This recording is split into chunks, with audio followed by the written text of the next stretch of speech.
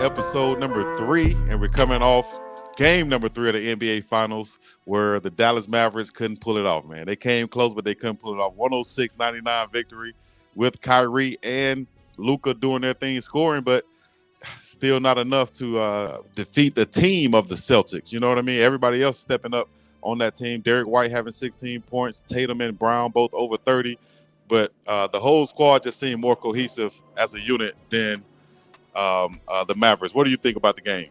I think you spot on, Chico. How's it going, Big Dog? But let me tell you this, what the folks out there need to know.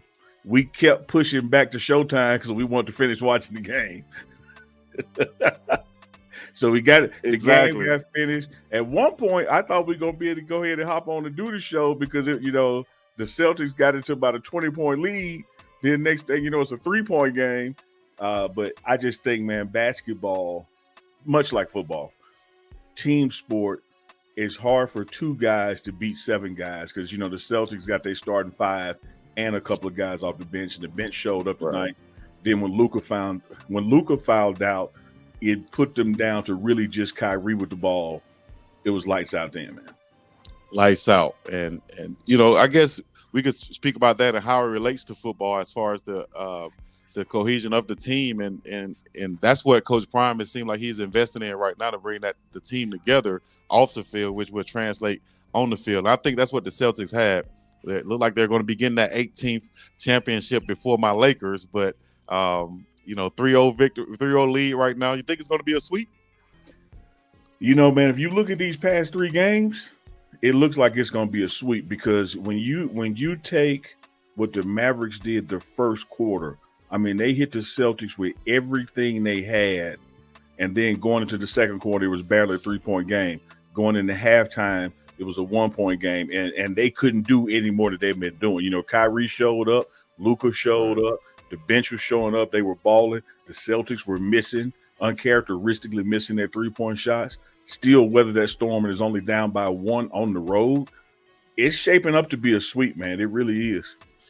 You know what I think the difference is? You said it. I think it's the 3-point shooting. I'm looking at the stats right here, which is crazy. 17 of 46 from the 3-point land for the Celtics. 46 3-point shots attempted to 25 versus the Mavericks. 9 of 25 for the Mavericks. So that's about 50 plus points from the 3-point land for the Celtics to only 28 to the for the Mavs. So I think that's been the difference of the game. Free throws were about even.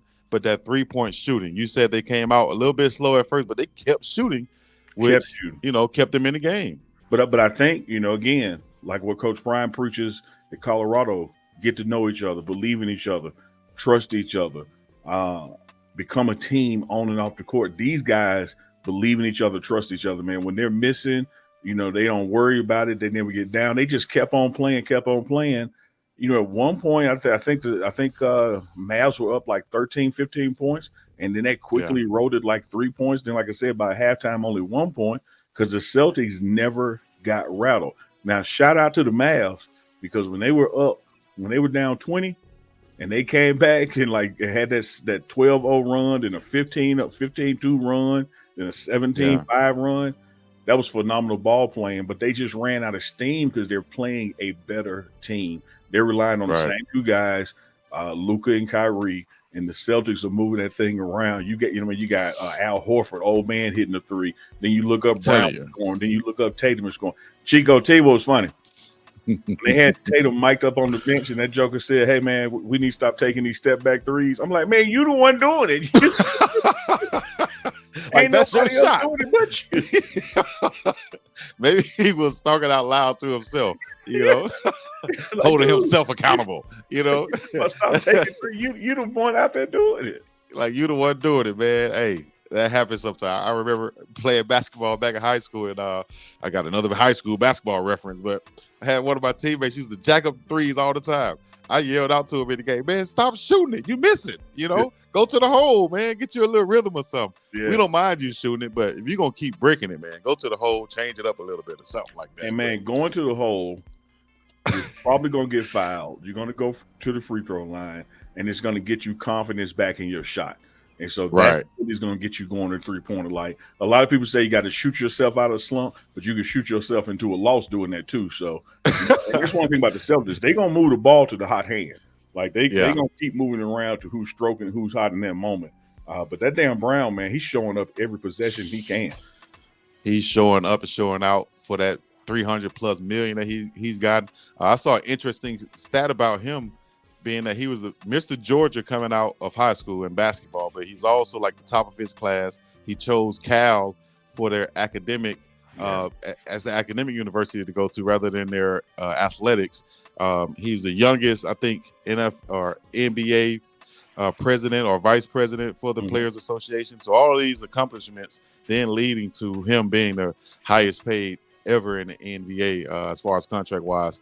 I think that's dope from them, but I'm still a Laker fan. I was hoping for Dallas to put up some type of fight at the end of the day, but I think it also shows that this Dallas team is just coming together, you know, even though they have reached the finals, but to go against a team that has been together and you know, knows each other and knows how to pass that ball around, have that ball movement and communicate on the court. I think it's kind of showing his head now, but that gives some good and thoughts into outlook into teams that are just coming together, saying that, hey man, we can reach the finals. We can give ourselves a chance. Same way in football, you got teams that are just coming together. I think they can reach bowl games and the playoffs, i.e. we're talking about Colorado.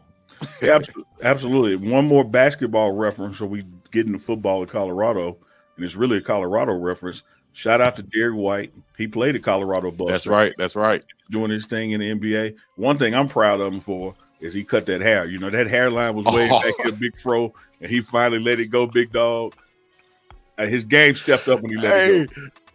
You saw Shaq and Barkley clowning on last year about that, man. Guys. You'll never find a hairline like mine.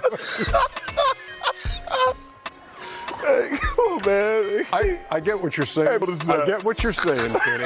You act like y'all never seen Derek White ever in your life. I never seen it like that. It looks like that. Shouts out to D. White. I saw him at the Nebraska game and actually got him on camera. I saw him in the stands just passing by. I was like, that's D. White. And Spencer Dinwiddie, who played with the Lakers this year, are from Colorado. I saw both of them at the Nebraska game. Man, that's crazy. That big ass head. Look at your hairline. You will never find blom blom blom blom a hairline like mine. It's way back here. If you was in the army, you had to salute like this. Yes, sir. Had to salute like let me stop. Hey, no, that thing was back here, man. That thing was even with his ears. You'll never find a hairline like mine. Blue. Shout out to Mike Epps. You know, I got to watch all about the Benjamins in a minute. Yeah. So let's talk about football, man. Tell us what's been going on campus up there in Boulder where it's colder and everybody getting busy. Oh, man, sure thing, man. This week has still been strength and conditioning focused. You know, you have had a couple of PLPs for folks out there that's player-led practices. You know, the coaches are not involved in it. It's what the student athletes are able to do and participate on their own. So you have a strength and conditioning phase about 4 days a week, and then you add in about 2 PLPs in that week. And so you see Coach Mo Sims now structuring more and more of the workouts or transitioning into football workouts versus just as getting acclimated to the altitude and getting in that kind of shape. Because the clock is ticking. You know, we are now less than 90 days away, you know, from the season kicking off. And so pretty soon there's going to be 60, pretty soon there's going to be 30. And you see different notches climbing up the belt as you get closer and closer to that week one. But strength and conditioning, man, has been going great.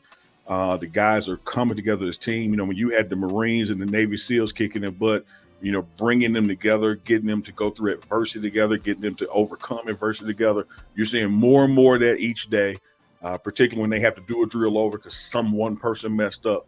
And what you're trying to develop, Chico, is you're trying to not only get in the best shape that you could possibly be in, you're also trying to be player-driven, player-led. It has to transition to some point where the coaches are getting on you less and the players are policing themselves more. And I think that's what we're seeing day to day, week to week here in Colorado now.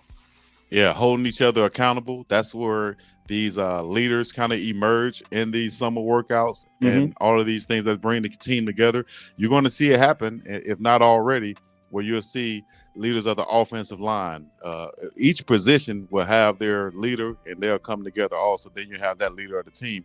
And speaking of that, too, I just saw a clip of Shedeur Sanders calling out one of the well, he didn't call him out, but he did it in a leadership type of way. He called his quarterback who was on the field, hey, stop. What play was that? Stop told him to play. He said, well, his route was wrong. Go ahead and get on him, correct him about that. I love what he did with that. He didn't step over and he made the correction. He kind of told, stop, you do it. You're the quarterback. That was your group. Tell him what he did wrong and go from there. I think that was great communication from Shedeur Sanders and leadership right there, which is being bred right now in the summer workouts with the team and Coach Sims. Yeah, man, look, let me tell you this. It ain't but one Shedeur Sanders. This is a lifetime talent. And some people at least would have to agree a generational talent. Meaning this is kind of player that comes around once in your life or once every 20 years. And either way you cut it, that means it ain't another one on the team. You just got him. Having said that, what Ryan Staub showed at the end of last season when Shedeur was hurt, what he's shown during spring ball and what he's showing during strength and conditioning workouts. If this offense clicks the way it's supposed to in protecting Shedeur and we can get these points on the board and our defense does they're supposed to do, you're going to see a lot of Ryan Staub in the late third and fourth quarters in the game. And it's going to be time for him to, to run the offense and make sure we don't give up that lead, when the second quarterback is out there. But Staub embraces that role, doing a great job at it. And it's good to see that, you have this quarterback room that pushes each other, but everybody understands Shedeur Sanders is quarterback. I'm just here to make sure I'm ready when I'm called upon. You already know what it is. Unk Chico, the best tag team on the internet, going live right now. Email us today to become an advertiser or presenting sponsor of Unk Chico. Let's go.